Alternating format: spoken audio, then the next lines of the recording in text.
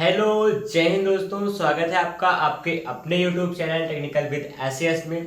मैं शिवम आपके लिए फिर से आ चुका हूं वही मैथ की क्लास लेकर जिसमें हम लोग अभी तक पढ़े थे। अभी तक हम लोगों ने मैथ के संपूर्ण सिलेबस को कवर भी किया और उसके साथ ही आपके लिए मैंने प्रैक्टिस सेट भी सॉल्व कराए। आपके लिए अगर आपको पता होगा कि हम लोग 29 प्रैक्टिस सेट को सॉल्व कर चुके हैं अब तक।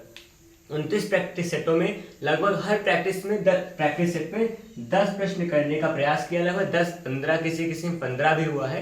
तो फिलहाल इस प्रकार से ऑन एवरेज माने तो 10 प्रश्नों को लगभग 10 प्रश्न हम लोगों ने हर प्रैक्टिस सेट में सॉल्व किया है।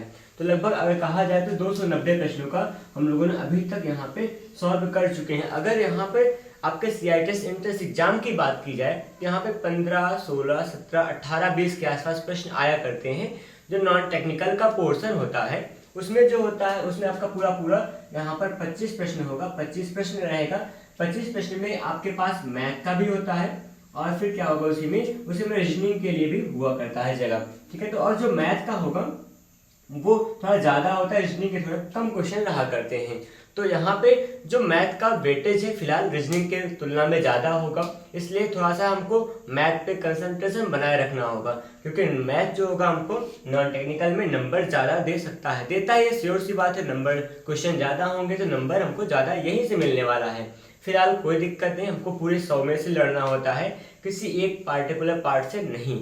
तो यहाँ पे आपका जैसे एग्जाम तो कल है, तो एग्जाम से पहले आप थोड़ा सा अपने आप को रिलैक्स फील कीजिएगा और बिना किसी बर्डन के। आप कुछ लोग तो ऐसे भी होंगे कि जो सेंटर के आसपास पहुंच भी गए होंगे और कुछ लोग ऐसे होंगे जो अभी ट्रेवल करके सेंटर की ओर जा रहे होंगे। तो अपने एग्जाम सेंटर को आप कंफर्म कीजिए और वहाँ थोड़ा टाइम से पहले विजिट कीजिएगा और सारा कुछ अपने आप को सेपरेट कीजिए कि बिना मतलब एकदम रिलैक्स होकर एग्जाम देना। यहाँ पर कोई खास मतलब टेंशन नहीं होने वाला। वजह है कि आपने पढ़ा है, आपने पूरी क्लासें अगर ली होंगी अच्छे से तो आप कहीं ना कहीं आप बहुत मतलब कॉन्फिडेंट हुए ही होंगे, आपके अंदर एक अलग से कॉन्फिडेंस होगा। ठीक है, तो कुछ जिस तरह से हम लोगों ने सवाल को लगाया था लगभग उसी लेवल के सवाल उसी के इर्द गिर्द आया करती है और फिर आप अपने एग्जाम को बहुत अच्छे तरीके से दीजिए। मैं आपको यहाँ पर मैथ के लिए या फिर पूरे एग्जाम के लिए कुछ टिप्स लेके आया हूँ।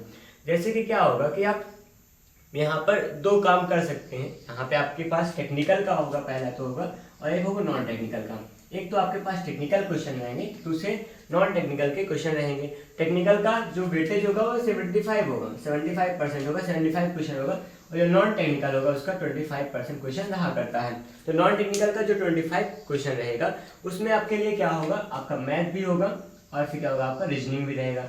मैथ और रीजनिंग के लिए ये फिर से बढ़ जाएगा। तो फिलहाल मैथ का जो क्वेश्चन होता है वो 15 के आसपास रहेगा, 15, 16, 17 जैसा भी होगा, इससे कम ज़्यादा हो सकता है। इस प्रकार से व्यवस्थाएं हुआ करती थी अभी तक और अभी भी होंगी। तो यहाँ पर मैथ और रीजनिंग के इस प्रकार से जो आपको क्वेश्चन मिलेंगे तो वो ये रहा करता है। और फिलहाल यहाँ पे अब दो काम हो सकता है।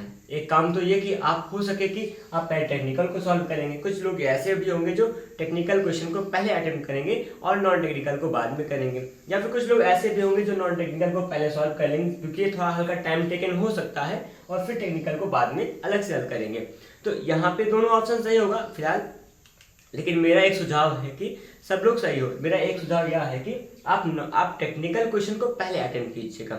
वजह क्या है, टेक्निकल क्वेश्चन जो होगा अगर आपको आ रहा होगा तो आप डायरेक्टली क्या करेंगे, टिक लगा के आगे बढ़ जाएंगे, क्योंकि ये क्वेश्चन जो होगा लैंग्वेज का होगा, डेफिनेशन होगा, किसी के बारे में कुछ स्पेसिफिकेशन रहेगा, वैसे टाइप के क्वेश्चन रहते हैं। तो यहाँ पे आप टेक्निकल को डायरेक्टली देखकर ही आप हल कर पाओगे, उसको लगा के आगे बढ़ सकते हैं। और जो छूट जाता है, जो नहीं आता, उसके लिए तो आप टाइम लेंगे। उसके बाद फिर क्या करेंगे, नॉन टेक्निकल का क्वेश्चन अटेम्प्ट करना होगा। नॉन टेक्निकल का क्वेश्चन अटेम्प्ट करते समय यहाँ पे आपको टाइम लग सकता है। वजह क्या होगी, रीजनिंग में भी टाइम लगता है थोड़ा बहुत, वहाँ पे टेक्निकल की तुलना में यहाँ ज़्यादा समय लगेगा, और फिर मैथ में भी कुछ समय लग जाता है कभी कभी। और मैथ में गलती थोड़ा सा एक काम ना करेंगे, हाँ धैर्य से काम करें, बहुत जल्दबाजी करेंगे तो गलतियाँ होती हैं। मैथ में कैलकुलेशन एरर वगैरह नहीं करना है, नहीं तो फिर मतलब एक अलग से माइंड में प्रेशर होता है कि हमने एक सवाल गलत कर दिया, अगली सवाल हमको नहीं गलत करना है, या फिर कुछ ऐसा अपने आप प्रेशर क्रिएट हो जाता है, खुद ही क्रिएट कर देते हैं। ऐसी गलतियों से बचने के लिए कोई भी काम धैर्यता के साथ आराम से करेंगे तो आपका मैथ सही होगा और आप सही कर पाओगे। तो कुछ ऐसे आप काम करेंगे, दोनों ऑप्शन आपके पास सही होगा।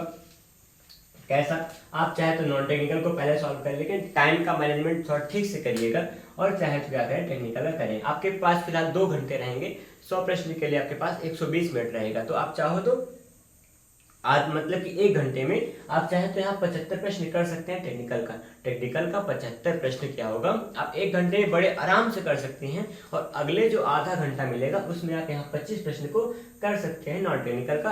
बाकी का आधा घंटा में कुछ जो भी आप छोड़े होंगे उस पर एनालिसिस कर सकते हैं, या फिर आप इसके लिए ज़्यादा टाइम दे सकते हैं नॉन टेक्निकल के लिए। जैसा भी होगा आप अपने हिसाब से समय डिसाइड कीजिए, क्योंकि किसी के कहने और किसी के मतलब नियम को थोपने से नियम नहीं बना करते हैं। आप अपने आप को जानते हो, आप अपनी क्षमता को जानते हो, तो अपनी क्षमता से अपने अनुसार खुद का टाइम मैनेजमेंट कीजिएगा। और पहले एग्जाम से पहले बैठने से पहले आप अपने आप में टाइम मैनेजमेंट सोच लीजिएगा। आपके पास वॉच होगी और उसमें क्या करेंगे कि आप जो भी होगा आपके पास समय देखने का वहाँ यंत्र कुछ न कुछ व्यवस्था रहेगी। अगर वॉच नहीं जानेंगे तो आपके पास कुछ समय देखने का व्यवस्था रहेगी, नहीं तो वॉच रहने चाहिए। तो वहाँ पे क्या होगा कि आप अपना समय डिसाइड करेंगे कि हमको इतने समय में ये काम पूरा कर देना है। तो फिलहाल जैसा भी होगा आप एग्ज़ाम को अपने बेस्ट तरीके से दीजिएगा, और हम सबकी सारी शुभकामनाएं आप सबके साथ रहेंगे।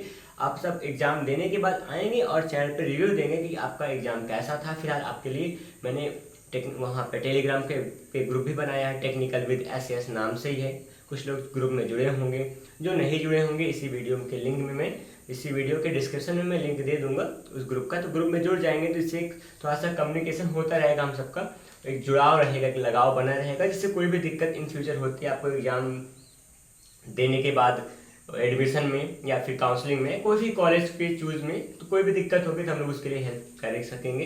तो वहाँ पे अगर आप आ जाएंगे तो एक बेहतर प्लेटफॉर्म आपको मिल जाएगा। तो फिलहाल कुछ इस तरीके से आप अपने प्रिपेयर कीजिएगा, बिना किसी टेंशन के, बिना किसी हेजिटेशन के, एक फ्री माइंड से आप एग्ज़ाम देंगे और एग्ज़ाम आराम से आपका निकल जाएगा। विश्वास है मुझे आप सब पर, क्योंकि हम लोगों ने मेहनत किया था, पूरी क्लास को अच्छे से अटेम्प्ट किया था।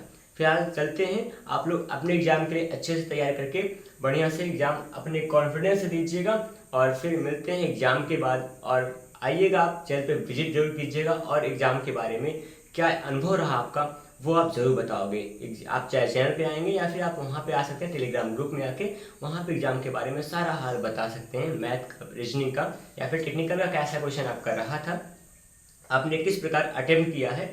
तो इस प्रकार से आप सारी बातें वहाँ पे डिस्कस करेंगे। चलते हैं, मिलते हैं आपको आपके एग्ज़ाम के बाद। फिलहाल आप सब अपना एग्ज़ाम अच्छे से दीजिए। बेस्ट ऑफ लक, जय हिंद।